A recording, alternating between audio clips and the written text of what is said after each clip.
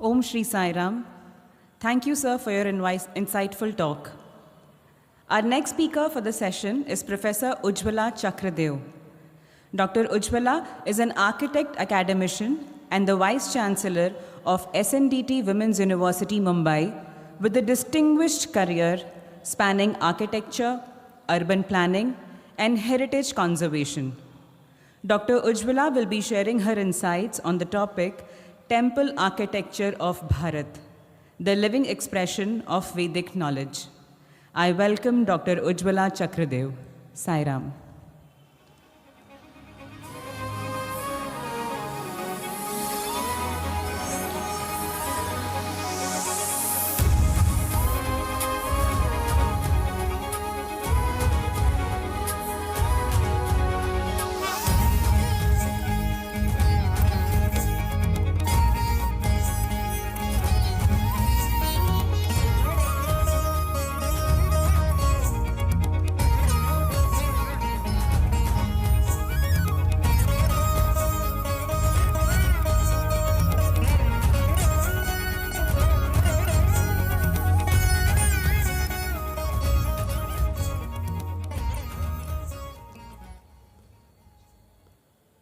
Guru Brahma Guru Vishnu Guru Devo Maheshwara Guru Sakshat Parabrahma Tasmai Shri Gurave Namah.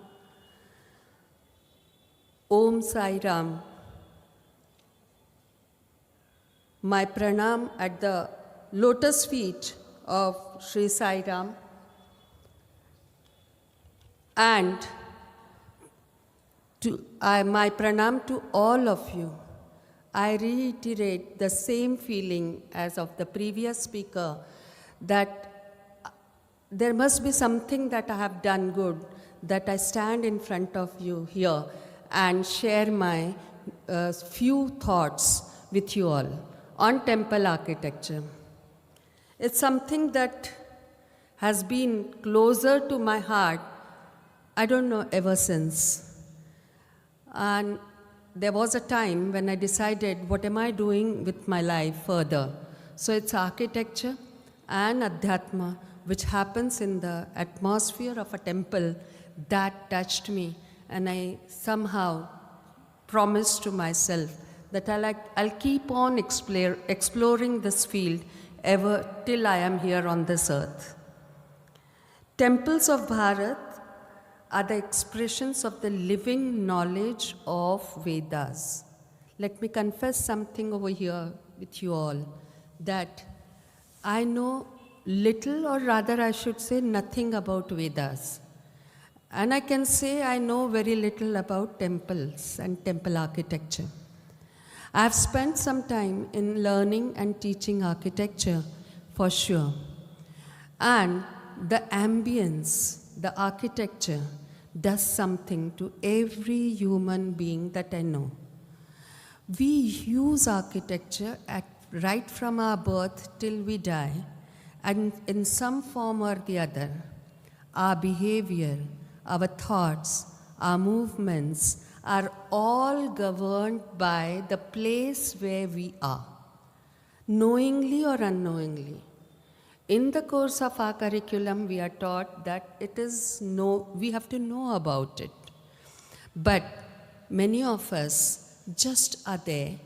We are behaving in a particular way. There are various reasons for that, but one of the most important reasons is also the place where you are. You can see that difference here itself. We behave in a particular way because the blessings of Sai Ram is over here with us. There's a particular discipline within this place, and that is what I mean by a place and its connection with our behavior, our thought processes. When you are living, or your residence is on the 100th floor maybe,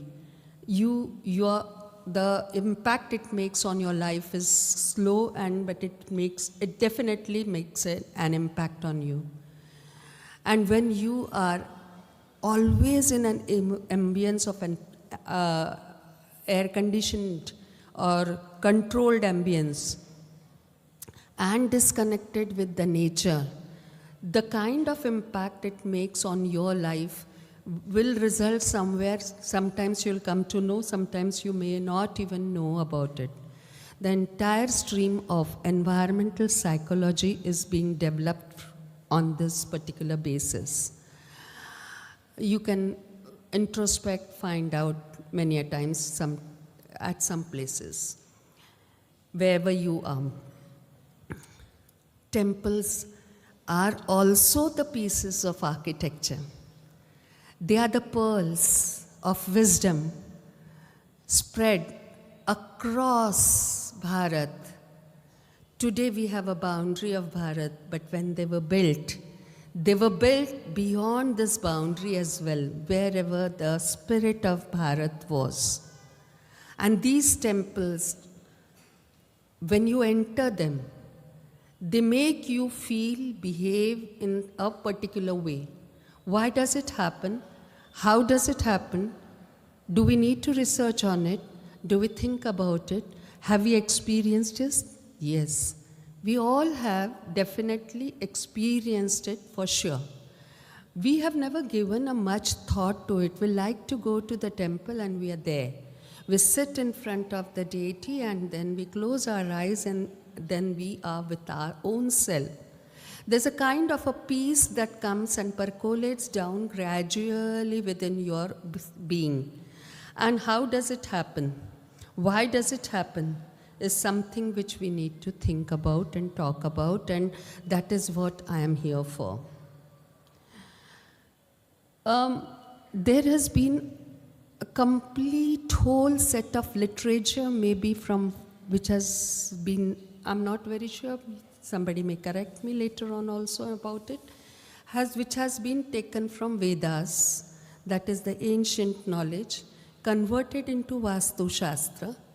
Then various rishis, various scholars have converted that knowledge to be relevant to that particular time and period. Being an architect, when the plan is made, we have to submit it to the authorities for clearance so that my piece of architecture is perfect and as per the norms. So Vastu Shastra, I consider the norms being prepared at that particular time for that particular need of the society, making it easier for them to practice or to construct or to design that piece of architecture. The literature available is also in many forms.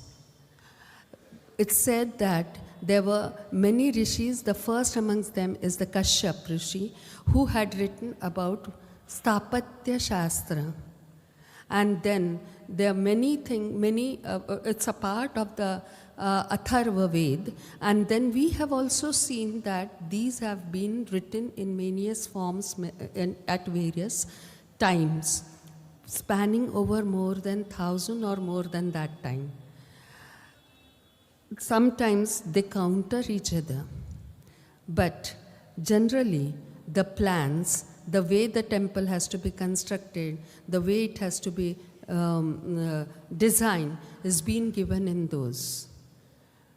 Mr. Murthy was talking about Gyan, was also talking about Shastra, architecture, particularly the temple architecture, is a wonderful blend of Kala, Vidya and Shastra together. What is Kala? Kala, according to our scriptures, Kala, according to our ancestors, is something God has been very, very kind to us. He has given almost everything to us to live comfortably here. But we are human beings with a mind and the body, and then we think about it and we want to make it more comfortable and more comfortable. In that pursuit, we intervene and make a slight change into what God has already given us. And this change makes it, converts it in, that intervention is called as a shilpa according to our sciences, our scriptures. This Shilpa is whether that Shilpa is good or bad, to have that understanding is Kala. This definition of Kala was an eye-opener for me when I started reading about it. Many Kalas together make a Vidya, and making many rules for those Vidyas, combining them together would make it a Shastra, and many Shastra together would make it a Samhita. And each Shilpa Samhita, which has one chapter on Sapatya Shastra, is one such Samhita. There are many others as well. When Kashyap Rishi talked about Stapatya Shastra, it was above Narmada river, the entire Bharat. Followed that. Then from Narmada to Tungabhadra, it was Bhrugu Samhita, and from Bhrugu, below Tungabhadra, it is Maya Matam. And many other such norms can be, I can on and on. There is Samarangan Sutradhar, Matsya Puran, then Kautilya's Shastra, and many others. Everywhere the mentions of these are there. The planning particularly is being made easier here for the general masses, to make the laws easier, and these general masses would understand this by Vastu Purusha Mandala, which is square in form and has 18 squares, 9 by 9, 81 squares, or 8 by 8 squares. Each square which it has, each pada which it has actually the form of some deity and a guideline how the planning should be done. It's an intricate small piece of diagram which has the entire world or entire curriculum of architecture engraved into it, and we have to learn about it. We need to learn about it, though we did not do so in our curriculum when I was studying architecture about 40 years ago. This I would like to compare with one example, that Le Corbusier is one of the French architects who was invited in India for post-independent architecture, and then he wrote La Modular, a book in French, and the copy of manuscript, he gave it to Einstein, his contemporary at that time, and he said that please give your opinion on what I have written. Einstein said, you have made beautiful easy and ugly difficult by writing this book in architecture. So that anybody follows these rules will make a beautiful structure. Such are the Vastu Purusha Mandalas, which were prepared more than 1,000 years ago by our ancestors. These are just the small glimpses of what they were. We are made of Panchamahabhutas, and these temples and everything is made up of Panchamahabhuta.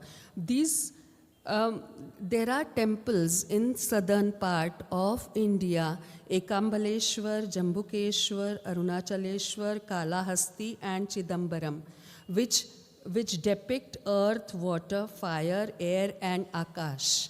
And these are the ones where these elements are worshipped at a larger level. And they have their own importance, and the impact they have on our body is a form of a research which we need to carry out. Then there are miracles around these temples which have been often talked about. I'm just mentioning few Sun Temple at Konark, where the entire temple design is a miracle in itself, which is as per Vastu Shastra.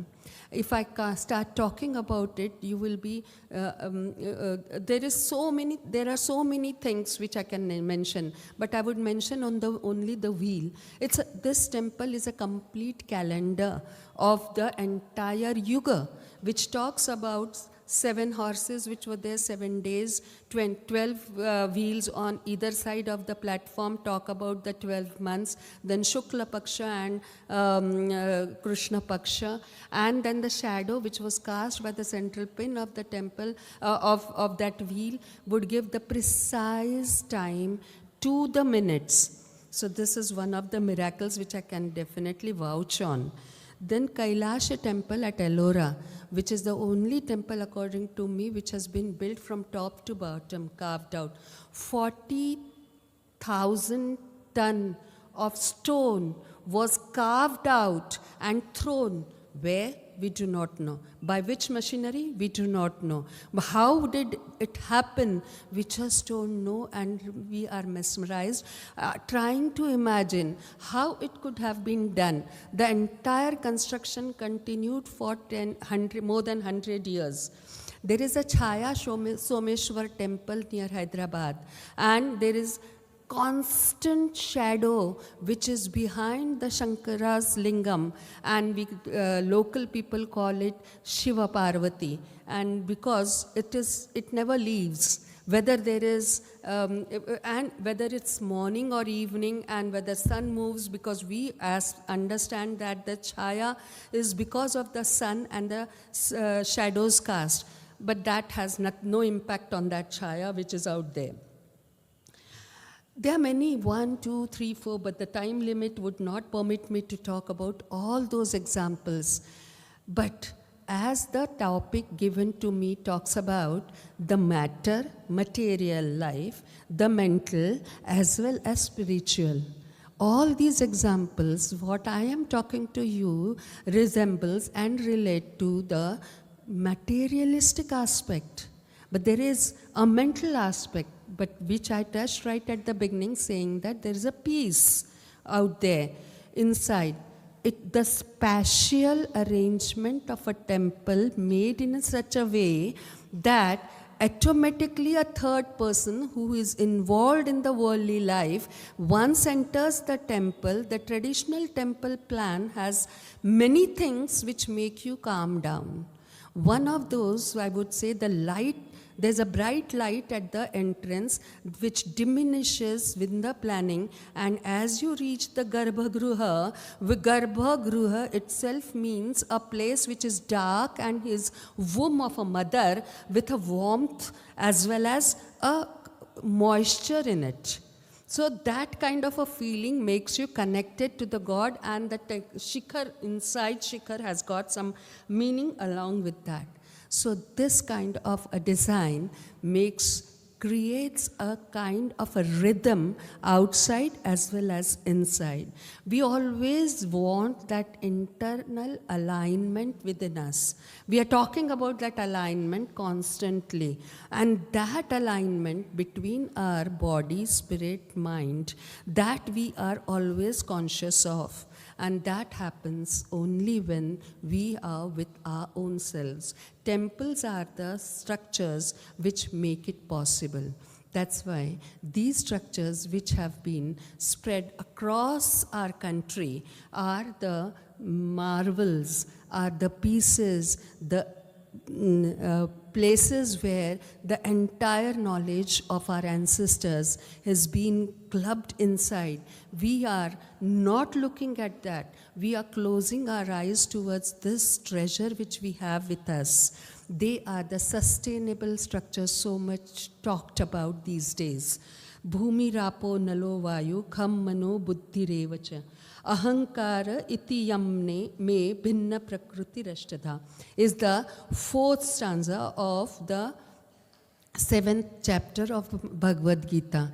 We talk about Pancha Mahabhuta, but here in those days, Bhagwan Shri Krishna also talks about Buddhi, Mana and Ahankar, which are also to be clubbed with these Pancha Mahabhuta for the creation of the manly creation, or something which has been created by man, so that it is not creating an imbalance in the Pancha Mahabhutas. We all have seen what happens when there is an imbalance in Pancha Mahabhutas. And if there is a balance in the structure of these Pancha Mahabhutas, only then this kind of a calmness which can come in. When the rhythm happens, the literature also talks about many sutras. Its first is actually Isha Upanishads talks about Purna Brahma, and we are a part of a Purna. So when we are a part of a Purna, when we are removed from Purna, we still have the same image. The Shikharas and their miniatures and the designs and the parts and the modules which Kabuzio talked about are the part of the temple architecture. There is a mention of Pramana Sutra, Paryanta Sutra and Vinyasa Sutra in which these can be achieved. And how these can be achieved. So sustainability, rhythm, which is much required, lay, I call it, which is required in the life, are all a part of it. And imagine each one of us attaining that rhythm within ourselves, then moving out in the society. We probably will spread that rhythm to the society, and the entire society would probably lead to that rhythmic life, and the conflicts which we are experiencing will calm down. And that's why the temples are to be preserved. They have to be re-looked at, and they have to be put to many such uses of the society. Well, large number of people would come in and be a part of this, as it's happening over here. There is a school over here. So small children, when the school is associated, education is associated with the temple, automatically the kind of knowledge which was devoid of the Macaulay's education system probably is there. It's not only the mental strength, but also the spiritual strength one gains right from the small age. Art, the dances which are performed on the platforms of these, and many other things. I can go on and on. The time is short, and I once again thank everybody, and especially the organizers over here, that I've been given this opportunity to talk to you and share my few views about temple architecture. Thank you. Pranam.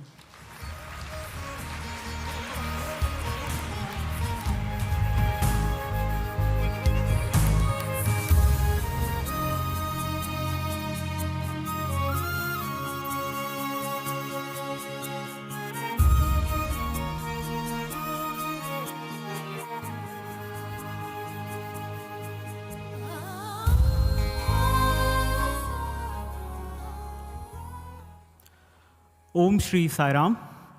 We thank both the scholarly speakers for sharing their deep insights and wisdom on the significance and importance of Veda with this august assembly. We will now have a dance presentation titled Natraja Tandava, offered by two of our Shri Satya Sai Bal Vikas alumnus, Shri Ashwin Siddharth and Shri Sundareshan Pandurangan. Shri Ashwin Siddharth is a distinguished Bharatnatyam artist trained at the prestigious Kala Kshetra Foundation. Ashwin has graced leading sabhas across India and performed internationally in Dubai, Singapore, Malaysia, and Thailand. His artistry was recognized with the Nritya Nipuna Award at the Nalanda Nrityotsav in the year 2018. Through his institution, Shri Satya Sai Nritya Vahini